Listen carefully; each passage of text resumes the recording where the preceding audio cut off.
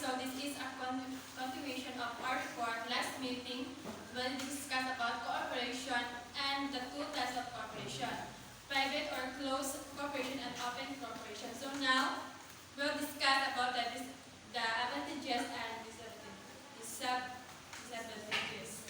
First is limited liability. Limited liability is a legal principle that protects the person, asset of shareholders in corporation. This means that if a corporation faces financial failure or even may bankrupt ang mawala sa imuha. Ikaw as a stockholder ang ana ng corporation. O kung sa imong gi-invest, maorat to ang mawala sa imuha. Wala labot imuha mga personal assets, it will remain protected and are not subject to claims by the corporation's creditors. And the next is in raising capital. One of the major advantages of cooperation is its ability to easily raise capital or money to fund its corporations and grow. A corporation can sell piece of ownership called shares of stocks to the public and ang mupalit aning nga shares is mahimong shareholders and own a part of the company. And limited lang ang mga availability aning corporation. Individuals are more willing to invest in the corporation, knowing that their personal assets will also protected, and if the corporation faces failures, kato ilang i-invest na may mawala sa ilahan. And if the shareholders ang mag-need of money, then pwede po nila ibalik yan ilang share ato nga corporation, so they will have their money. Walay kwarta na mabalik sa ilahan. And the third is stability of existence.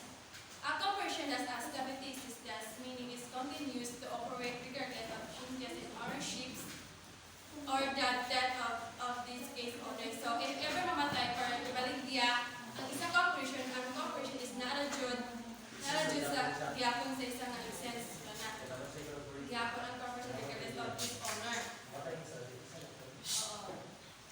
And the next is specialized management. One of the significant advantages of cooperation is the ability to hire specialized management. This means the corporations can employ experts and specialize with the proper training and experience to manage different aspects of the business efficiency.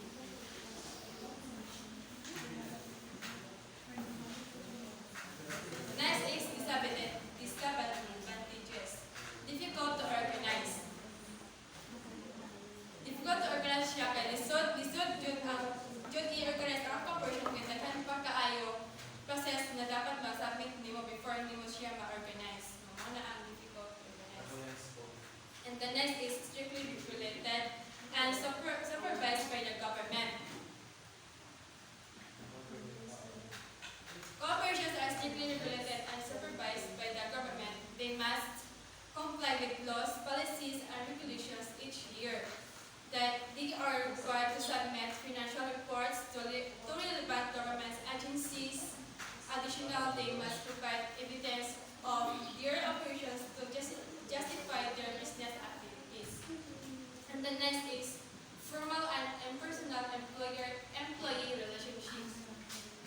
In a corporation, the relationship between employers and employees is a formal and impersonal. There are many levels of management. So the president and the board of directors usually do not have direct contact with the workers or their clerks.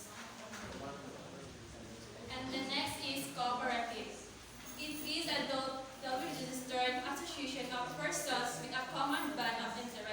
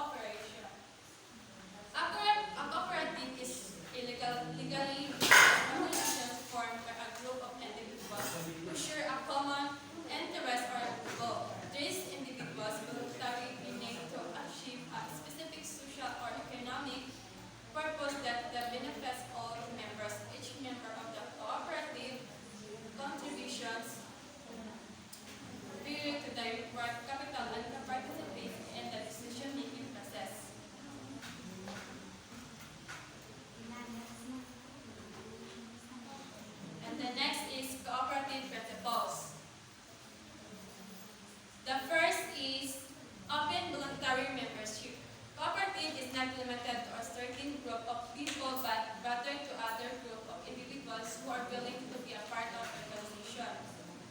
So, bisa pwede mo join sa cooperative as long as willing ka mo join sa open voluntary. Open for all cooperative. And the next is democratic control. One member can vote one same way the other members in the organization. A member can express the opinion freely having the same number of shares. So, ang democratic law guys is para fair sa tanang member. So, dapat jud one vote jud ang pwede para ang uban maka-save sila kung sa ilang gusto i-suggest as a member sa cooperative. And the limited interest of capital. When the cooperative earns, there is an equal distribution of interest of the investment, so as a limitation is getting higher interest from the other member is practiced in the organization. Ang limited no guys kay so each member same reduce sila of interest madawat sa laing member. So kung ang interest hinahatag ni cooperate siya sa 25%, so kamo na tanan equal mo dawat sa interest. Ano siya limited siya. And next is division of net surplus. Each member will receive a computed surplus to be distributed to the group. It is divided to the enjoyed by the groups as the financial statement as a proof of an evidence. Division of net surplus siya kay so kini siya emphasize nga ang co-op nga gahatag siya fair jud sa members based sa ilang contribution. So naay mga financial statement dara kung pila imong i-invest and then kanang ilahaman ang kanang kwentahon kanang no so kanang tanan nilang expenses. So ikaw na member nantawon sad na nila kung pila imong contribution para patas ang tanan. So after natagaan mo ang na of cash or additional shares with this debates. Ito siya mga debates. Ano siya ang division of net surplus. And the next is cooperative education. The organization will help educate each members through regular meetings and seminar to help update the groups in some changes and add suggestions of needed.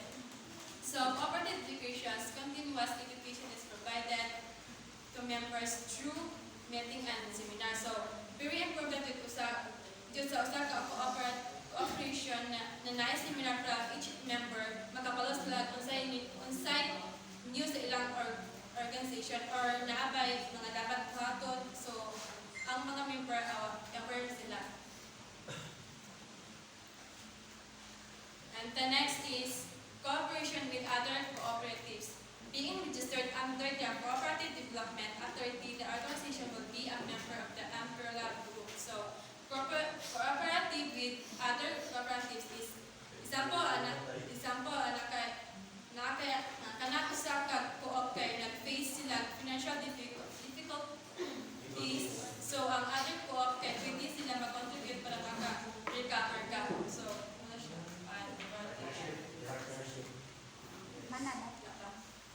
And the next is government agencies for business registration. Kung gusto ka magpa-business permit, so bato ka din sa municipal city hall, yun. O gusto ka sa barangay clearance, hindi na ka mato sa barangay hall, yun. Sa tax account of numbers, so hindi ka mato sa Bureau of Internal Revenue. And the next is sa social security numbers, kaya hindi mo ka sa social security system magpa-register. Kung sa recruitment of placement agency for local employment, hindi ka sa Department of Labor and Employees at doon na siya mag-register yun. Then sa pag-ibig fund, hindi ka sa Home Development Mutual Fund. And then, gusto ka magpa-register sa healthcare system, hindi ka sa Philippine Health Insurance Corporation. And then, the animals products, veterinary drugs, and animal facilities, hindi ka sa Department of Agriculture. And then, the animals and aquatic animals is hindi ka sa Department of Agriculture, Bureau of Fisheries,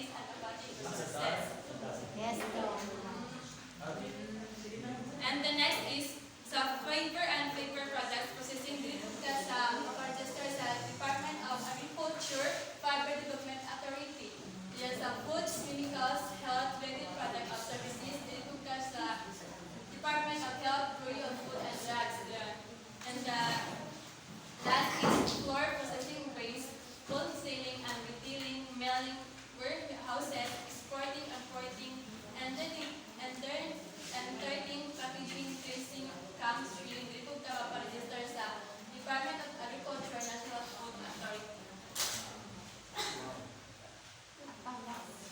And sa mechanical drying net plant accreditation for meat and meat products slaughterhouse operation. Dito ka sa Department of Agriculture, National Met Inspection Division.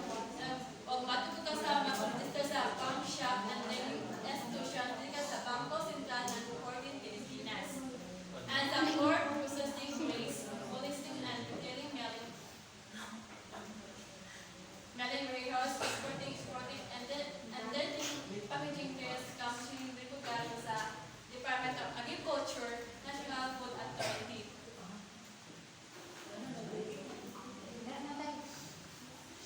And the next is plants of plants products. Dito ka sa Department of Agriculture, Bureau of Plant Industry, and Department of Placement Agency for Foreign Employment. Dito ka sa DOLE, Philippine Overseas Employment Administration.